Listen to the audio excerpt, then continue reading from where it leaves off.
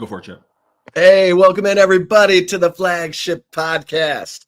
I am Chip Brown of Horns247.com, joined as always by my esteemed colleague and proud Tampa Catholic graduate, the one and only Eric Henry of Horns247.com. And Eric, we are moving from game 2 against San Jose State, a 38-7 win for the Longhorns, to UTEP, coached by Scotty Walden. And here's the added bonus of tuning into the Flagship Podcast. My man Eric Henry spent some time covering the group of 6 before he came to cover Texas. So he knows a little something about Scotty Walden, the head coach of the UTEP Miners, who are also 1-1. Eric, how are you doing? Chip Brown, I'm doing well outside of having some camera issues that, it's always weird. So just for the audience at home, I have like a home office setup, right? Where I've got, you can see ring light 1, ring light 2, and I'm still trying to find a way to get those out of the glare of the background here. But I've also got a webcam, Chip, that serves as my camera. I'm just trying to get it a little adjusted. So if you see me making some adjustments, it's not my internet. I am just adjusting the webcam. So I am good. But outside of that, we are good, Chip. Fired up to get into week 3 here on the Flagship Podcast. A lot to dive into. A very eventful Monday morning with Steve Sarkisian, Arch Manning, CJ Baxter, Ethan Burke, and company. So pretty interesting, Chip. It was an interesting Monday morning. Chip, a lot of married guys. There are probably more married guys who came to visit us over the past 2 weeks than maybe there are just as many on the Texas beat. How about that, right? Yeah. Well, we had an interesting moment with Steve Sarkisian yesterday. Of course, you almost feel sorry for Arch Manning at this point, but Arch Manning and our man Hank South of Horns247 wrote about Arch Manning and Wincegate. So during the San Jose State win, Arch Manning was caught on television wincing while throwing a dirt ball to Ryan Wingo. And so everyone was like, look, he's wincing as he throws. He must be in pain. Well, Steve Sarkisian was asked about it after the game, and he said, news to me. Then he was asked about it again on Monday, and he said, I don't have any pictures of you all going to the bathroom, so I don't know what kind of faces you all make. Oh boy. I wasn't expecting that, Eric. I will go ahead and shout out our guy, Chris Bennett. Appreciate CB watching as always. Says, y'all aren't broadcasting from the bathroom. We are not. I like to keep the bathroom private just to myself. Chip and I, we've shared, digs once upon a time when we went, roommates in Alabama, but, we'll keep that private time to ourselves. All right. All jokes aside. Where do I start? First off, like Steve Sarkisian, I think, Chip, you've been around him 5 years. I've been around him now, entering my 3rd year. He's got kind of a dry sense of humor, kind of a dry, sardonic sense of humor. So that's right up Steve's alley, right? And if you were there in the room, I don't know how those comments read over print, right? If you were there in the room, it was clear Steve was trying to make a joke because he even kind of laughed afterwards. It was like, you guys like that one, right? It was awkward, but I'll say this, right? To put a serious spin on it. First, as to the question, I understand Steve being a little bit annoyed at the question because it was asked and answered on Saturday, right? Steve Sarkisian was asked by a reporter, hey, the TV broadcast, and let's start there, was the television broadcast that pointed out, man, Arch Manning looks to be making a face as he's throwing the ball. It was asked about that, and Steve said, basically, I don't know what you guys talking about, dismiss that. Arch Manning was asked about it, took the same tone, right? Like, just playing football, not really sure what's going on. So, yes, I understand Steve being a little annoyed by it come Monday. Chip, here's the substantive thing for me, and I don't know how you feel about this. If Arch Manning were completing 75% of his passes, I highly doubt the TV broadcast notes him wincing, or maybe they do, but it doesn't become a thing, right? However, for better or worse, when Arch Manning starts the game the way he does at Ohio State, throwing the ball in the dirt, And when he has passes into the fourth quarter behind Ryan Wingo at Ryan Wingo's knees, and while Arch certainly didn't start the the San Jose State game like he did Ohio State, a couple passes awry.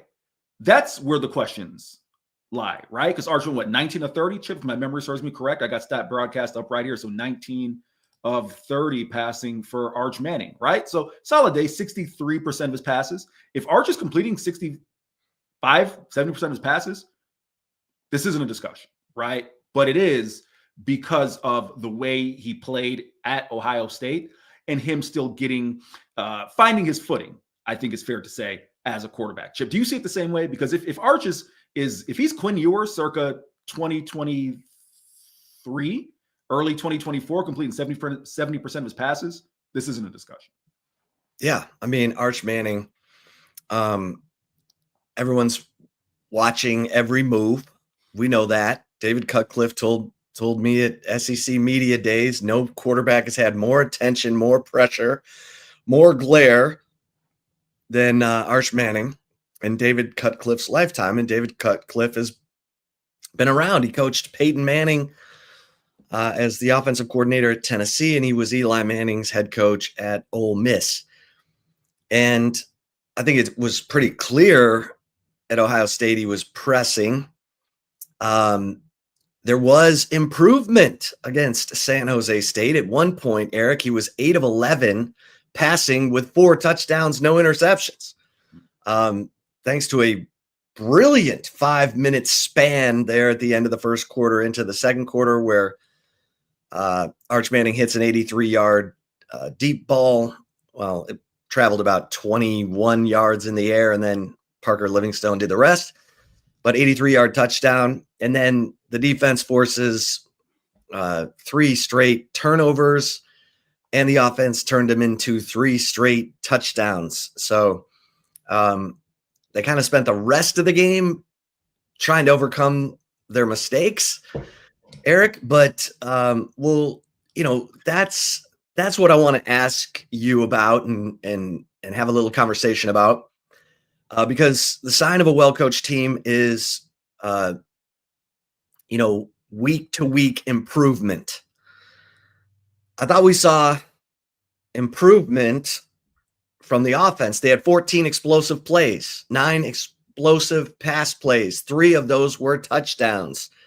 The 83-yarder to Parker Livingstone, the 36-yarder to Jack Endries, the 16-yarder to Jack Endries.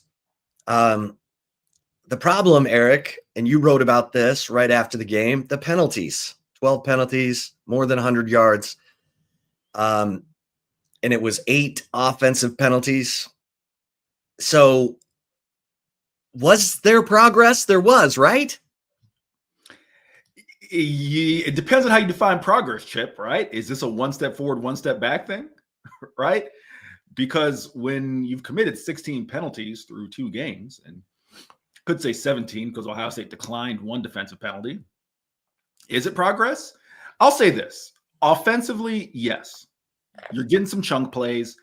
That's expected. Although, and I'm not taking anything away from Parker Livingstone's 83-yard touchdown. It's a combination of the route, Livingstone kind of getting away from the defender in that wheel, and the safety slipping, right? And there was no one on San Jose State's defense that is as fast as Parker Livingstone to try and hawk him down. So there's that.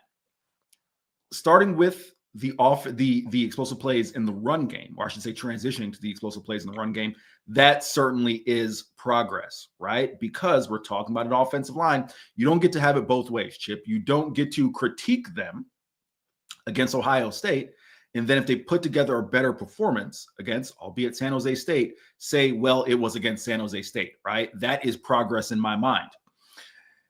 I think the connection with Jack Endries, Chip, I think that's substantive. I think that's something that you'll see continue through the offseason, through the season. That to me is real. But yeah, the penalties have been consistent. Texas was highly penalized last year. They've been highly penalized this year. And it's not even just, and again, Chip, I don't know how you feel about this. False starts and holdings are going to happen. You would like them to happen Not as frequent as they sometimes happen over the Longhorns. However, they happen. It's the pre-snap type of things, not false start, like the illegal motions or illegal shifts or things of that nature. I'll pull up Texas's penalties right here. The chop block, right? Illegal block in the back, to an illegal substitution, an illegal shift. Those are the things that you can't have happen, right? And if you want to flip to the defensive side of the ball, the 2 penalties on Colin Simmons, it's early, but Colin Simmons has more penalties. I think Steve Sarkisian said he had 5. I only counted 3 by my assessment. Then he does sacks, half a sack. And I will let you get to what you wrote about yesterday in terms of he and Ryan Wingo pressing. I think that's very clear. Anyone with 2 eyes can see that. The special teams penalty on Saturday. I'm not wholly mad at that, Chip, because, and I said this to you in the press box, I know Michael Taft was flagged for it. There were like 9 Longhorns who all dove at the San Jose State punter's leg. Yeah, you almost wonder how they missed the ball. You would think for all those guys who dove, at least about the roughing the punter. Roughing the punter call. Chip, at least you're going to get hit with the roughing. At least get the ball in the process, right? So at least you feel accomplished, like we made it home. So yeah, that one I think is going to happen. But overall, when you ask me, was there progress? In a way, it feels like it's one step forward, one step back, because sure, you get those big plays, Chip, but it's what I wrote about post-game. You can't expect that to be the case. You can overcome those things against a San Jose State, a UTEP, a Sam Houston. You can't expect that to be the case in SEC play. Texas finished with, I had the number in my story, I'll go pull it up here. Texas finished with 472 yards. I believe the exact number they would have finished had they not been penalized offensively was 553, right? Again, you can get away with that against a group of 6. You can't in SEC play, Chip. Yeah. Yeah. And you mentioned the penalties. In 2022, Texas averaged 47 yards per game in penalties. 2023, they averaged 52.2 yards per game in penalties. That was 70th. Last year, they averaged 51.8 yards per game in penalties. That was 73rd in FBS. And right now, they're averaging 82.5 yards per game in penalties. That is 126th of 133. Okay. So we know the penalties are a problem. But Arch Manning was able to get into a rhythm. And I know it took a minute. And I think a lot of fans were like, how is this team coming off the 14-7 loss at Ohio State this sluggish? Because the offense, first play of the game, 23-yard, catch and run by DeAndre Moore, gets called back for holding on Parker Livingstone. The defense gives up a 10-play drive, but fortunately the field goal kicker misses the field goal.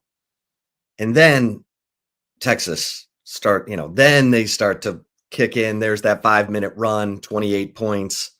And then they score 10 points the last 2.5 quarters.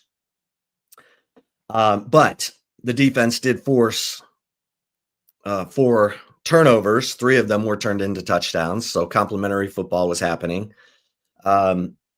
Mason Shipley kicked a 47-yard field goal. He's a right-footed kicker. It was from the right hash. Take it from me. I went to SMU. SMU's kicker missed 2 field goals from the right hash. That's the hardest kick for a right-footed kicker, they say. So Mason Shipley gets that done. And then, we saw a lot of young players, Eric. And I think maybe that's where we turn our attention, because 33 players played on defense, and I think 28 played, 28 played on offense. A lot of guys played. And there were some encouraging performances. Amari Winston, Nick Townsend at tight end. Christian Clark had a couple of runs that they grabbed your attention, and Khalil Lockett. Anyone stand out to you, Eric? Yeah, who the guy is for me. It's Ty Anthony Smith. 6 tackles in there, helping force a turnover. That to me stands out. We talk about this stretch of games against group of 6 opponents.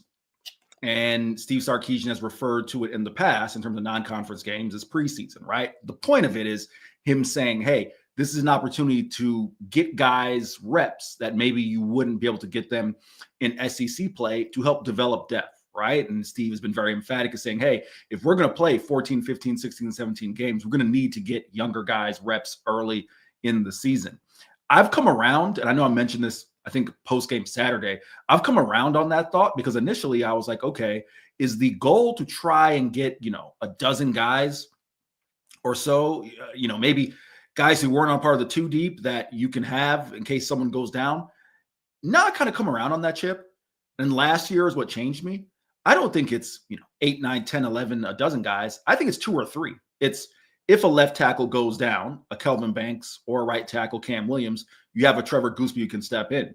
In this case, Anthony Smith not only looks like he could be a guy if someone goes down, he looks like a guy who you're going to have to find ways to get him on the field immediately, right? In terms of snaps, whether that's spelling. I know it sounds crazy to say this because I want Anthony Hill on the field as much as possible, but I'm sure you can have peak performance Anthony Hill if he's able to get a blow here or there, right? A handful of plays during drives, and you can go with Anthony Smith or, Leon Lefau, same thing, right? So that is who stood out to me. You talked about some of the guys offensively, getting some of the other receivers, their feet wet, right? Khalil Lockett, Jamie French, Dede McCutcheon, getting those guys their feet wet. So we're still waiting to see what's going to happen with Emmett Mosley.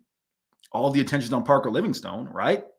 Still waiting to see what happens with Emmett Mosley. But if Emmett is slow to get back into the swing of things, right, then at least you feel confident you have a wide receiver who can step in. We talk about Nick Townsend. He played Nick Townsend opened the game, if memory serves me correct, at Ohio State, right, Chip? In 12 personnel? Yeah. So you're talking about someone there who, from a versatility perspective, Jeff Banks and Steve Sarkisian talked about, we can play multiple 12 personnel in games and do different things. So yes, these games against UTEP, against Sam Houston, you talk about my time covering the group of 5, or then group of 5, now group of 6.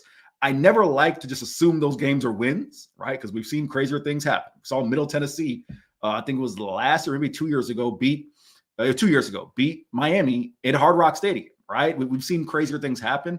But if Texas is taking care of business in the way we assume and you think they will, these games can serve as valuable opportunities for these guys to get reps, so that if you need, for whatever reason, whether it's a break glass in case of emergency situation, like with Trevor Gooseby last year, or if it's this guy's giving us a lot of value, i.e. Anthony Smith, a Nick Townsend, a Dede McCutcheon, others, then you have that. So that to me is where it's at. And last thing, Chip, I know I made the point about, not assuming these are wins. I could go off on a tangent on this, but I'll just make it quick. In the era of the transfer portal, Chip, the days of App State walking into Michigan, I think, are kind of done, because you're losing so many. The schools at that level are losing so many of those players who at least be capable enough to pull off an upset. That's why you have to feel emboldened if you're a Texas, not cocky, but emboldened that you will take care of business. From my perspective, Chip, that's all. Yeah, I mean, I'm sure Steve Sarkisian was taking note of Danny Scudero. You nailed it. Yeah. The 5'9", 174-pound receiver who put on a little bit of a show against. Should have had a couple touchdowns. Chip, he had guys beat. Gracie, I won't derail you, but excellent play call getting him one-on-one with Grayson Littleton, where he had Grayson on his skates. So there you go. Yeah. We mentioned Ryan Wingo and Colin Simmons, and it was interesting because I asked Steve Sarkisian about Ryan Wingo. He was also asked about Colin Simmons. He sort of sounded like he was trying to encourage Ryan Wingo.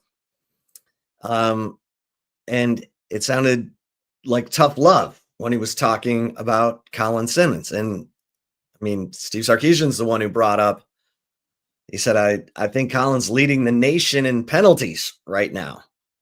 And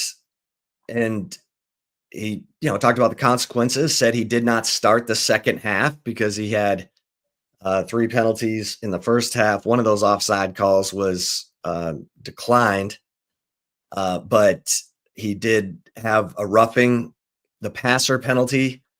And then in the second half, he didn't have any penalties after not starting, and he finished with a half a sack. He and Murad Watson combining for a sack. Murad Watson, by the way, 1.5 sacks in that game against San Jose State. So Ryan Wingo, who Steve Sarkisian said, no one practices harder, no one's a better teammate than Ryan Wingo, who's 6'2" and 200 pounds and runs 4.3, according to Chris Jackson, the Texas receivers coach. So a lot of people are saying, man, Texas doesn't have anyone who's explosive. Yes, they do. They just need to catch the ball in stride. I mean, we saw Ryan Wingo's jets on the end around. He's got jets, and so does DeAndre Moore. DeAndre Moore left the game with an injury, did not return. Sounds like he might be questionable for this week's game against UTEP. We'll see how that goes, but Ryan Wingo, he's got to relax and play, Steve Sarkisian said. And to a degree, he said the same about Colin Simmons. Colin Simmons, you can't get 5 sacks on one play. And you probably go into the San Jose State game thinking, oh, this is a game I need to get 2 sacks, Eric, because it's San Jose State, which lost to Central Michigan at home in its opener. So, maybe he's pressing, maybe he's trying to jump the snap count. But the other thing too is, Eric, they're game planning for him. So it's not just getting past the offensive lineman. It's getting past the tight end H-back waiting for you, or the running back who's chipping you. He's got to get used to this now. This is the life of an elite pass rusher. You don't just get to blow by the offensive lineman. You're going to have guys waiting for you, and that's part of it with him. Chip, I thought it was interesting. Steve Sarkisian talked about Ryan Wingo and Colin Simmons, and you, I think, very rightfully so, kind of noted the juxtaposition between the way he was speaking about Colin Simmons and the way he was speaking about Ryan Wingo, right? In terms of, maybe pumping one up versus the other one needs to be a little tough love, right? But I thought it was interesting when Steve said the guys have to play within themselves. And that's why I wanted to ask Anthony Hill. I asked Anthony Hill, Michael Taff, I believe there's one other player I asked, when did you learn? And maybe Taft's journey is a little bit different, right? Because he was a walk-on. And that's why I wanted to ask him, because his answer was like, listen, I wasn't a 5-star recruit. I wasn't a first-round pick. I'm not going to get 10 chances, right? I got to do everything the coaches are telling me, the way the coaches are telling me, for me to get my one chance to go play. Versus an Anthony Hill, who was a 5-star recruit, is going to get multiple chances for better or worse. That's nothing, not shading Anthony. For better or worse, he's going to get those opportunities. But when did they learn to just trust the system and play within themselves? I found Anthony's answer really enlightening, in that he kind of learned it pretty early, right? Because he felt year one, he just was running around, just trying to be athletic and make plays like you do in high school. And then it's like, whoa, okay, it's a little bit different, right? You have to let the game come to you in a sense. I think, Chip, especially with a guy like Colin Simmons, and maybe Ryan Wingo falls in this category as well, they were part of veteran teams last year, right? This is where I think a Ryan Wingo could learn from a DeAndre Moore. Not to say he isn't already, but DeAndre Moore had to sit his turn behind Xavier Worthy, A.D. Mitchell, Jordan Whittington, right? And realize, okay, my time is coming. When you're a Ryan Wingo and you sit behind, a Matt Golden, Isaiah Bond, right? DeAndre Moore. And then now 2 of those guys are gone, and you feel like, man, it's my time, right? Like any young person, right? You get out of the house for the first time, like, it's my time. You have to learn how to let those things come to you instead of going out there and trying to take everything to the other team, right? I think it's the same thing with Colin Simmons. Colin, remember, if my memory serves me correct, Colin didn't start a game last year. Colin was a guy who, of course, played a ton of snaps, but did not actually start a game, right? Now it's his time. And he's like, man, and if you've heard Colin Simmons, Chip, and we have, not shy in terms of confidence, switching number 1. Why did he switch to number 1, Chip? Because I'm the one. Because he's the one, right? He wants to go out there and make things happen. I think this is an interesting year for both of them, in that there's such pivotal parts of this team and where this team inevitably will or will not go. But at the same point in time, they have to learn to, as Steve Sarkisian said, in the case of Colin, play within the scheme of the defense, right? You're so talented in Colin Simmons. No one has to scheme up sacks for you, right? It will come if you do your job within the defense, right? Same thing, I think, for Ryan Wingo offensively. Just focus on catching the ball. Let they do the thing you've been doing since you started playing football, and then let your God-given athletic talents take over from there. So that's kind of what I made of it. Is it's two guys who now they're such crucial parts of where this team will or will not go, and they're eager to get out there and be the guy that you got to remember. Just let the things come to you. But Chip, at least, again, and I hate this like a broken record, at least you have these games against San Jose State, UTEP, and Sam Houston. I think I said this to you on Saturday, right? Luckily for Texas, they didn't get a USF. They didn't get a Boise State, a Fresno State, that at least from a group of five perspective would be talented enough to knock them off if those mistakes were happening. Yeah. Yeah, Ryan Wingo's an interesting case study because he was 5-star recruit, all that. But he's been anointed without really putting it in the books. And so I think there's a confluence of like what's going on in his own head. And I'm sure he was stunned at some of the passes that he got from Arch Manning against Ohio State when he's in position to make a first down.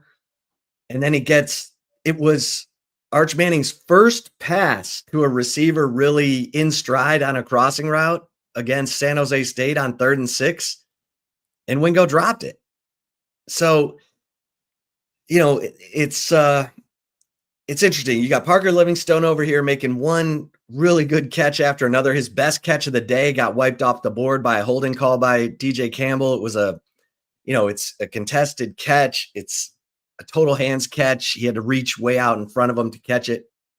He got down to the 2-yard line, and then it all comes back because of a holding penalty. And with Wingo, we haven't seen that kind of play yet from him.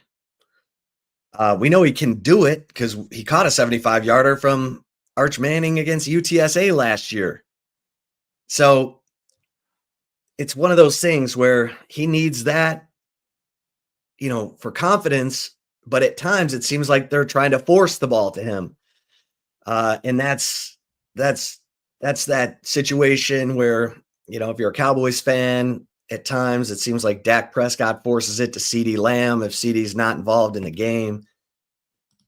Whereas right now you just need receivers who are going to run that route at the exact precise depth, make a great break, get separation, catch the ball if it's anywhere near them.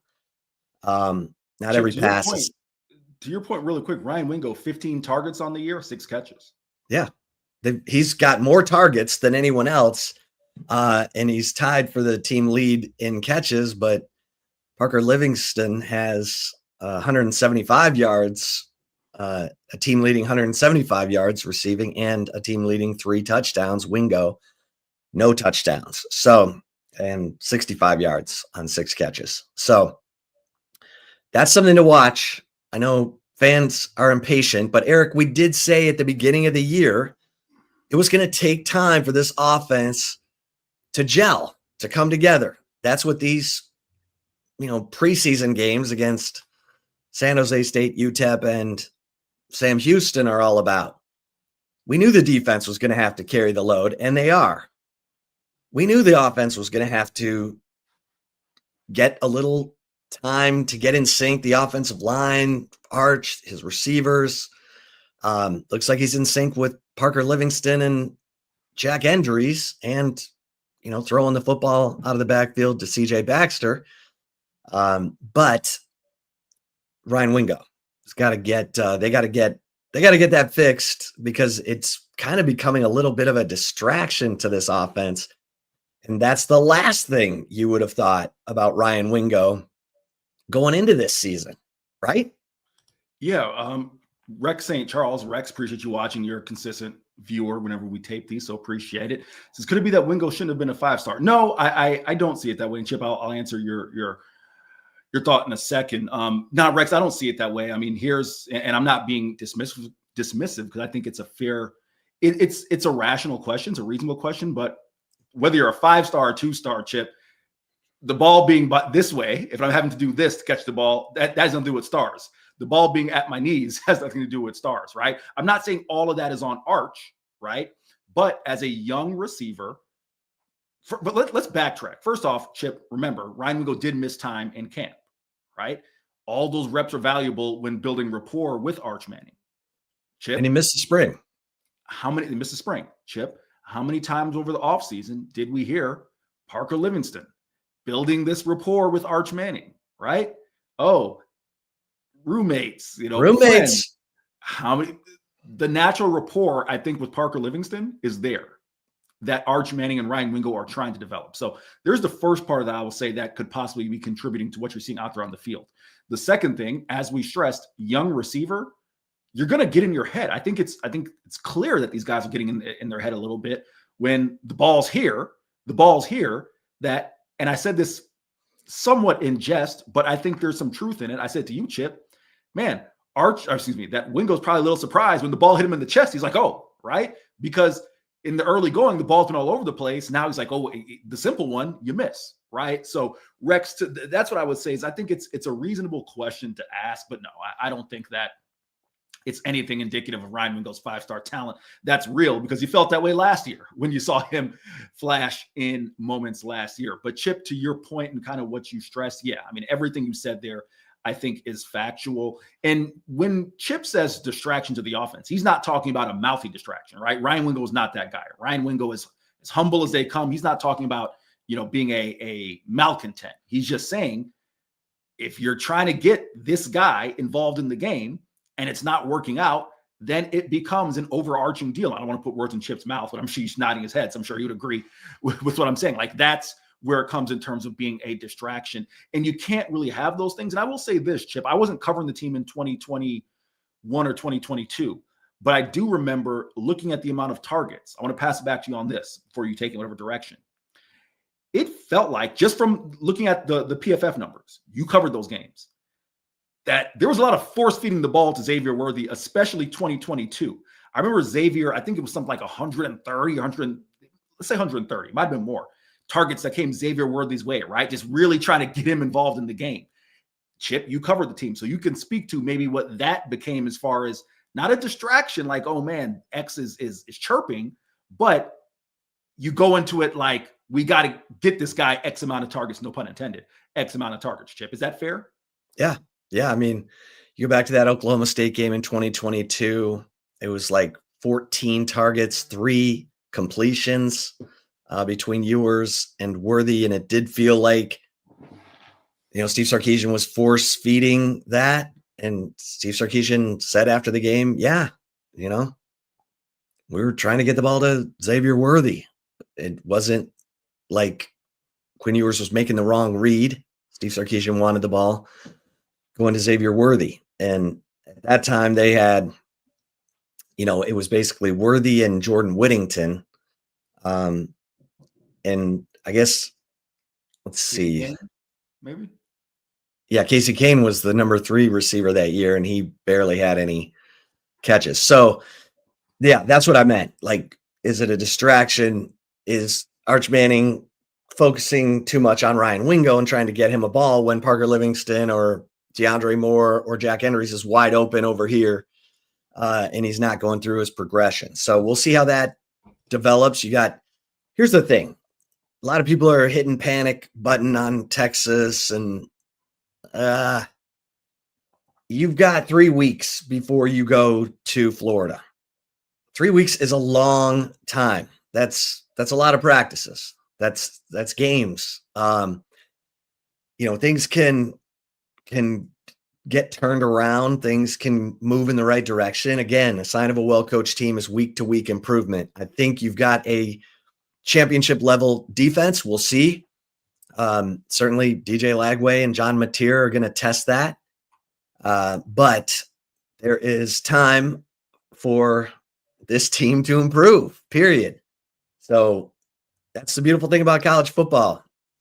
You got to have patience when nobody has any patience. Right, Eric? No, you're 1,000% correct. SD, you are a terrorist in the chat. Forgive me for laughing there on screen. To your point, Chip, yes, not only patience, but in the early part of the season, and Steve Sarkisian noted it when we spoke with him on Monday, right? It wasn't just his club that's had some growing pains. You see a lot of teams around the nation that have growing pains in the early part of the season. I'm super transparent about this. From a fan perspective, from a reporter perspective, I love Texas Ohio State. If I were a coach, while I wouldn't schedule, D2s in FCS programs, except maybe a South Dakota State, right? Who's been, phenomenal. I wouldn't schedule, premier matchups. I would want matchups that are favorable to my program because I know, in speaking in the early part of the season, because I know you could have growing pains, right? So yes, I do think it is real. I think patience is going to be needed. The true test, that's why I felt, Chip, that Ohio State was a litmus test. Whether Steve Sarkisian company want to come out and say it, different story. But I felt week one, that at least gives you a foundation for, hey, what do we need to work on over the next 3 weeks? So when we get that bye and then we go to UF, all right, now maybe we can present a more well-rounded, well-shaped product, right? So I do agree with you 1,000%. Patience is going to be key. Yeah, no Quintravian Wisner in the San Jose State game, and it sounds like he's going to be doubtful for UTEP. Okay, that gives you more opportunity to look at Christian Clark. Jarek Gibson looked good right up until he fumbled at the San Jose State 15-yard line with a minute and change left in the game, Eric. He also had a penalty for an illegal shift. Your thoughts on Jarek Gibson? Because, man, he's the most downhill runner they have. Although I've heard James Simon is Jarek Gibson with better hands. So now I kind of want to see number 31 at some point in the next couple of weeks to see what he's got. But your thoughts on Jarek Gibson, because we know that guy wants it so bad. He's hard on himself. He's making plays. And then the thing that's haunted him, he doesn't hang on to the football. Chip, if I got on Jaden Blue for this last year, and I did, I got to get on Jarek Gibson. Jarek Gibson has, and I want to total him up here really quick, 100 career carries, but how many touches he has? Excuse me. He's got 84 career carries. He has, I don't have his receiving numbers in front of me, but let me get that really quick, just so I'm for the last year. I think he had one catch. He had three for 25. So he had 80. He has 87 career touches, 4 fumbles. Chip, that's a fumble. My quick math says every 21 and change, every 21, 22 touches, he's fumbling the ball. Unacceptable at this level. Unacceptable at the high school level, right? So you asked me my thought on Jarek Gibson. It's funny you asked me that because we didn't plan that. I was just thinking about Jarek before we started taping, kind of wondering where he fits in the program. Because clearly a talented guy, clearly someone, as you said, who wants it. You know, that baby rhino, right? Every time he gets the ball, looking to make something happen.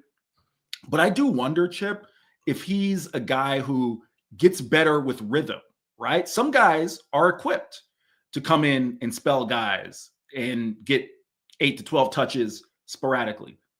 Some guys just aren't necessarily equipped for that because, holding on to the football, you're trying to do so much. You're trying to, Chip, you talked about getting 5 sacks in one play. You're trying to score 5 touchdowns in one play. You're forgetting the fundamentals of the game, right? Those things do matter. So I do find Jarek interesting in that you have, obviously, C.J. Baxter, Quintravian Wisner, I think in an ideal world, maybe not for Texas fans, but for Quintravian Wisner, he moves on to the NFL next year.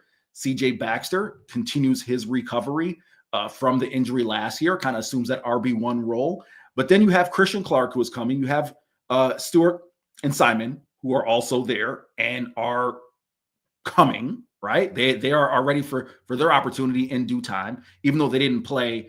It doesn't look like they'll get a chance to really play in the early part of the season. I think if they didn't play against San Jose State, they probably are not going to get in against UTEP, right? Because you have, I guess if Trey's out, you have Baxter, You have Gibson, you have Clark. You're trying to evaluate those 3 guys. So maybe there's not touches for them over the next 2 weeks. But, those guys, their opportunities will come in the future. I think it's an interesting year for Jarek because it's clear from my perspective, he kind of fits, let's call it the Malik Murphy role from a few years back, in that I don't know if you see it the same way. He's only going to grow with reps on the field. I think, sure, you can develop in practice, right? And you can wait your turn. You can be a Cole Hudson who grows from year 1 and then, is out of the rotation a little bit and then grows in practice, works hard, busts his butt, gets his opportunity when it comes back. I don't know if running back is in that realm. I don't know if Jarek Gibson is in that realm. I think he's a guy, and again, I'm not telling the kid to leave the program, and I'm not speculating or reporting anything. I'm not reporting anything. I'm just speculating. I do think he's the type of player, and I don't know if you see it the same way, that for him to take that next step, he's going to need reps on the field to do so. Yeah, and look, Jaden Blue had some fumble issues early when he was just getting garbage time minutes. But his speed was so electric and he was such a playmaker catching the football that they kept making sure that he got back into games.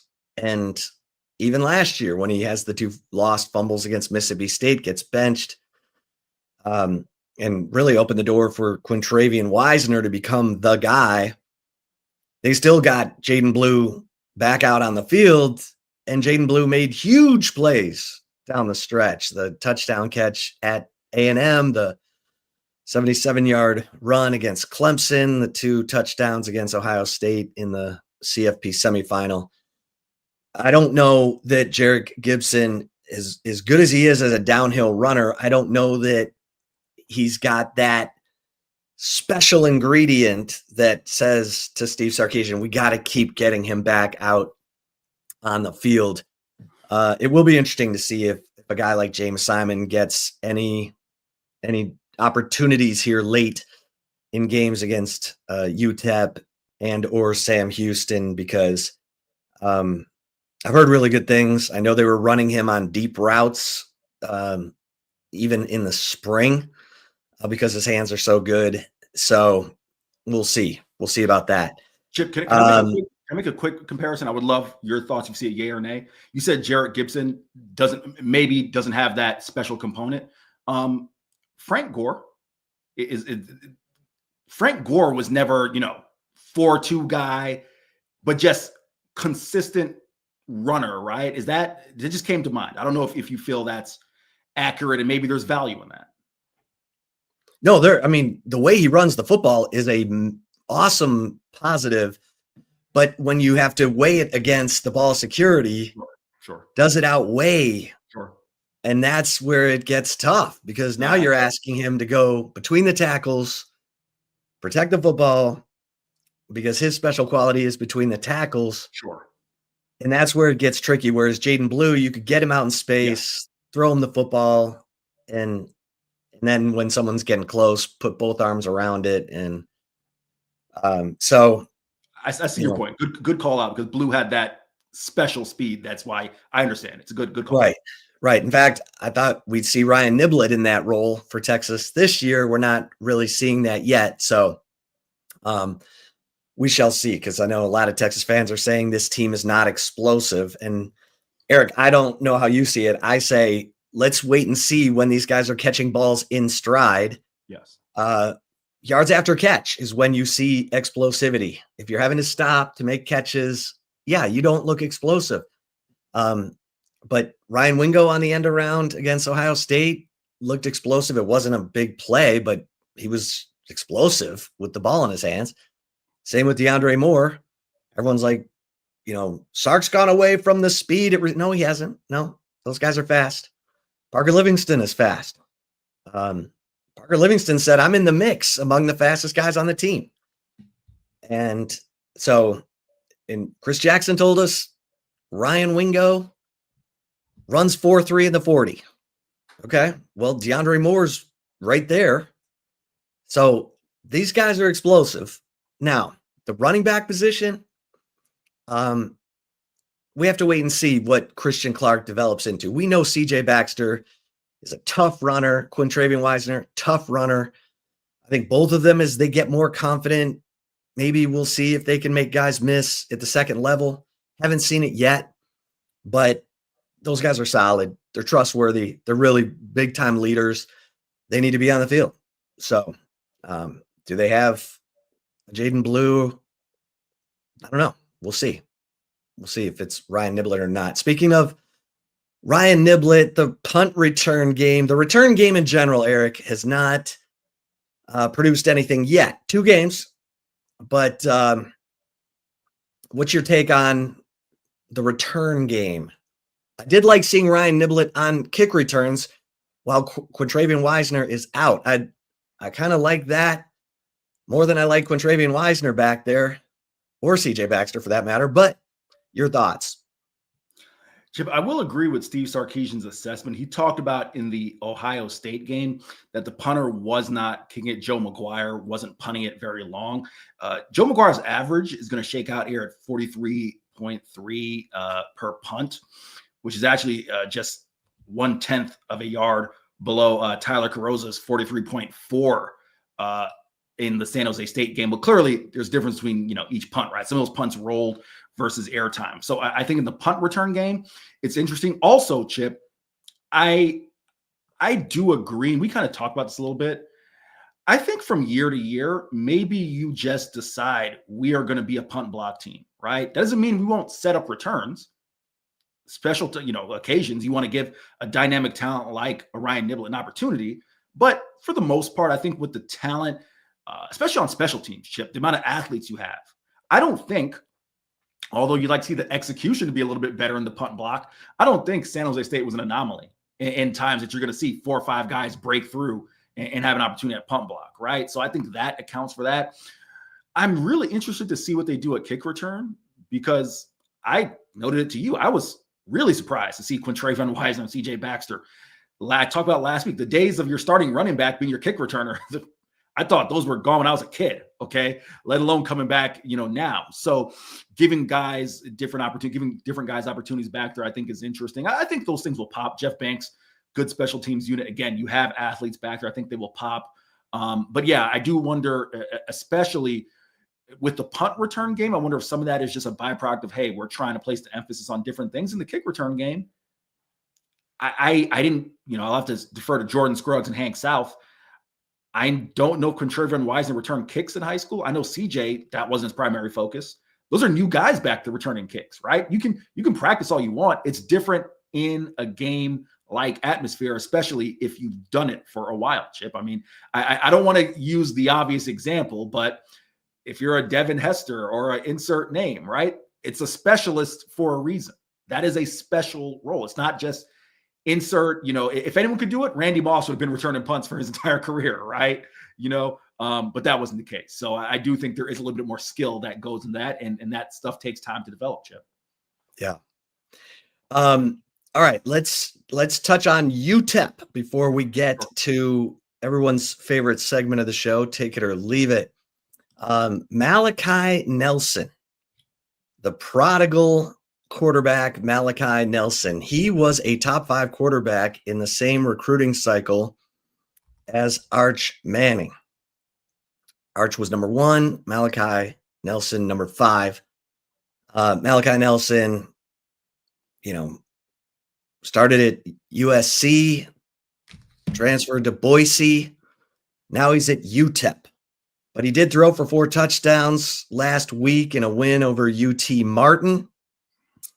Eric, I'm going to lean on your experience covering group of 6.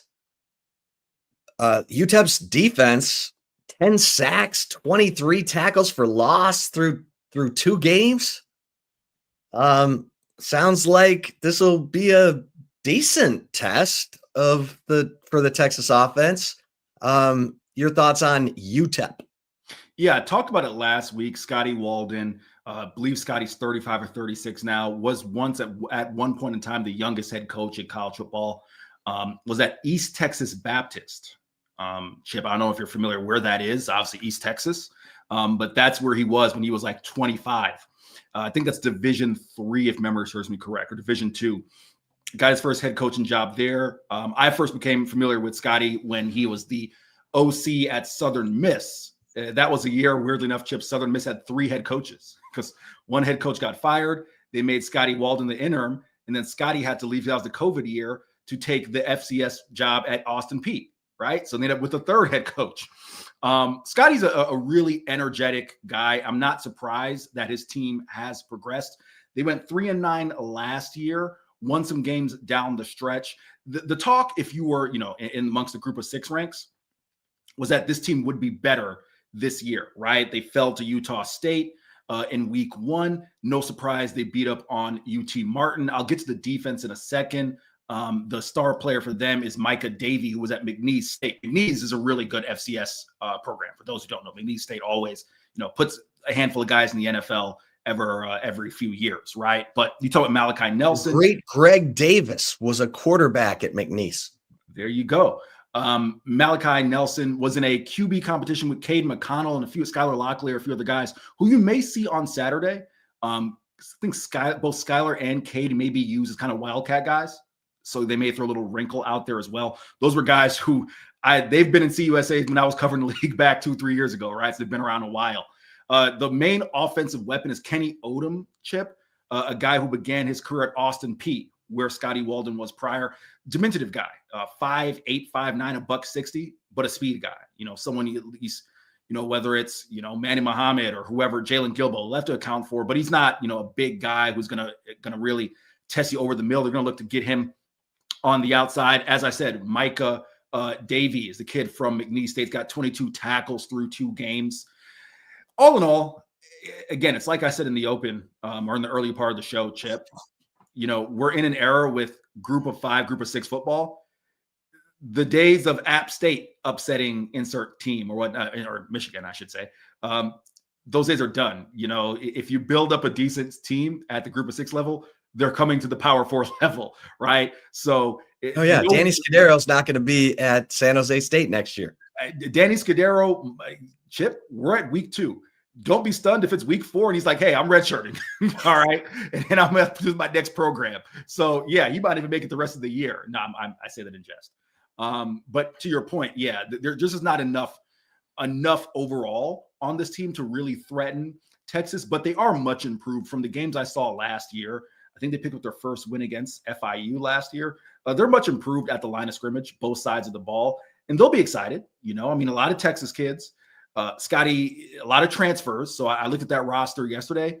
You have your Texas kids. They obviously recruit West Texas, El Paso heavily, but a lot of Florida, a lot of Georgia, P5, P4 drop downs, right? So that's what they feature. But again, this is not a team that no disrespect to the Miners, they're not going to threaten Texas on Saturday. Not this year. If you could have this team together for another year or 2, different story, but not this year. Not this year. Texas is a huge favorite in the game, obviously. So 3:15 on Saturday. The game will be televised on the SEC network. Texas is a 41.5-point favorite. Texas yet to cover this season. All right, Eric, you ready for some take it or leave it? I'm ready, Chip. All right. Do we have any scores? I know you were leading, I think 3-2 or something. Leading 3-2, no scores, Chip, because a lot of the questions, of course, we talked about this time of the year, the score we're projecting for the season when facing these type of opponents. So nothing to be scored that last week. All right. Take it or leave it. Number 1, who's serving first? You'll be serving to me. Okay. And this all right, cannot Eric, be scored, so have at it. Thanks to Steve Sarkisian's response in the Monday press conference about Arch Manning wincing. Now, every time Arch Manning winces when he throws, people will think of someone going to the bathroom. Take it or leave it. The internet's a funny place. I'll take it, Chip. Simple as that. I've already seen the jokes on Twitter, so I'll take it. Yeah, I will take it as well. All right. Take it or leave it. Number 2. Take it or leave it. Number 2. Fans should be concerned about Colin Simmons and Ryan Wingo's lack of production. Take it or leave it, Chip.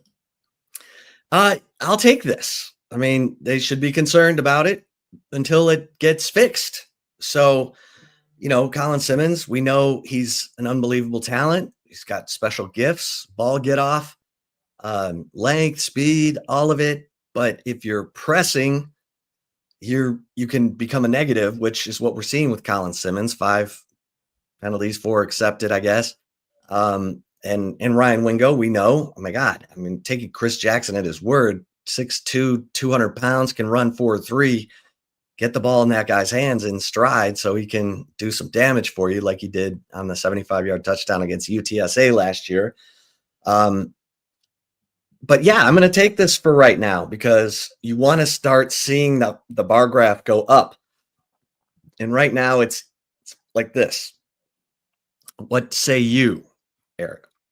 I will leave it, Chip. And just a quick point of note, East Texas Baptist, Marshall, Texas. They actually are in the Shreveport, Louisiana DMA, Chips. That tells you that they're right there on the border. As East Texas as it can get. As it can get. East Texas Baptist, Division III. No, I'm going to leave it, Chip. I think, if this were, Chip, if you hadn't seen production from these guys year one, I'd be like, all right, I'm a little concerned because you're talking about highly talented guys. You're starting to wonder, can they really get the job done at this level? This genuinely feels, like I said in the earlier part of the show, of guys who are just looking to break out, right? It's their time. There's so much responsibility in their laps. And as I said earlier, whatever ceiling Texas is going to reach this year, they're not going to reach it. We love Parker Livingston. Great. Okay, Murad Watson getting some pressures. Lance Jackson getting time. Like, you're finding little ways. They're not going to reach their ceiling without Colin Simmons and Ryan Wingo reaching some near semblance of their talent, right? Their potential. So I think that's just in their lap. Once they, calm down, play within themselves, they will be fine. So I'm actually leaving this, Chip. Okay. All right. Take it or leave it. Number 3. Take it or leave it. Number 3. Texas won't be able to run the ball against ranked opponents. Take it or leave it, Chip. Ooh, this is, you know what? I'm going to leave this for now, but I'm watching. Texas's offensive line struggled with the smaller, quicker defensive line of San Jose State, kind of the way they struggled with Arizona State's quicker, undersized defensive line last year in the Peach Bowl. Ohio State can match size with Texas.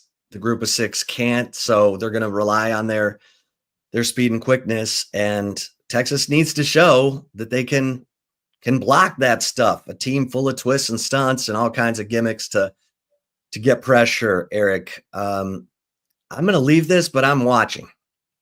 I'm with you. I align with you. I'm going to leave it. I'm not hitting the panic button yet, but like you said, you really would like to see Texas have the type of game where they just break out against ideally been a San Jose State or a UTEP or a Sam Houston.